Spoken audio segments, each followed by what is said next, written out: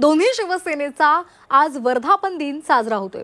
याच पार्श्वभूमीवर शिवसेना उद्धव बाळासाहेब ठाकरे पक्ष आणि त्याचबरोबर शिंदेंच्या शिवसेनेचा आज मेळावा होणार आहे। मुंबईमध्ये हा मेळावा पार पडणार आहे। मुंबईतील षण्मुखानंद सभागृहात उद्धव ठाकरे यांची तोफ धडाडणार आहे। तर वरळी डोममध्ये एकनाथ शिंदेंच्या शिवसेनेचा मेळावा होणार आहे।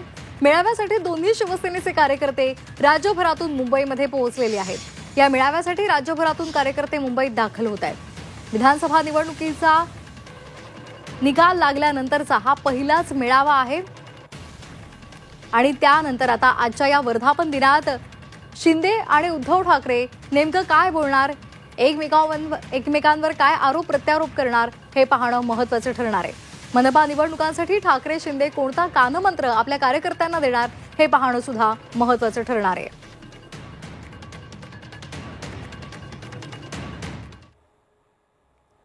शस्त्र त्याची पहिली पूजा केली। तर आज दोन्ही शिवसेनेचा वर्धापन दिन आहे।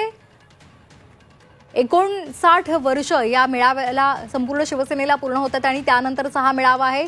उद्धव ठाकरे आणि एकनाथ शिंदे या मेळाव्यातून काय कानमंत्र आपल्या कार्यकर्त्यांना देणार। आगामी महापालिका निवडणुका आहेत, स्थानिक स्वराज्य संस्थेच्या निवडणुका आहेत आणि या सगळ्याच्या पार्श्वभूमीवर काय नेमका मार्गदर्शन या कार्यकर्त्यांना केले जाणार हे पाहणं महत्त्वाचं ठरणार आहे।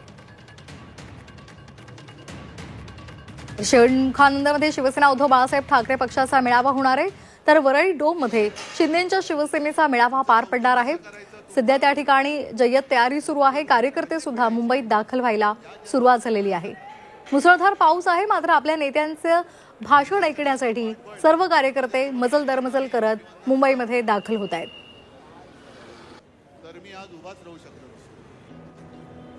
तर शिवसेनेची 2 शक्ल झाल्यानंतरचा हा तिसरा मेळावा आहे आणि या मेळाव्यातून उद्धव ठाकरे काय नेमकं भाषण करताना महत्त्वाचे मुद्दे मांडणार, तसंच कार्यकर्त्यांना काय संबोधित करणार हे पाहणं महत्त्वाचं ठरणार आहे।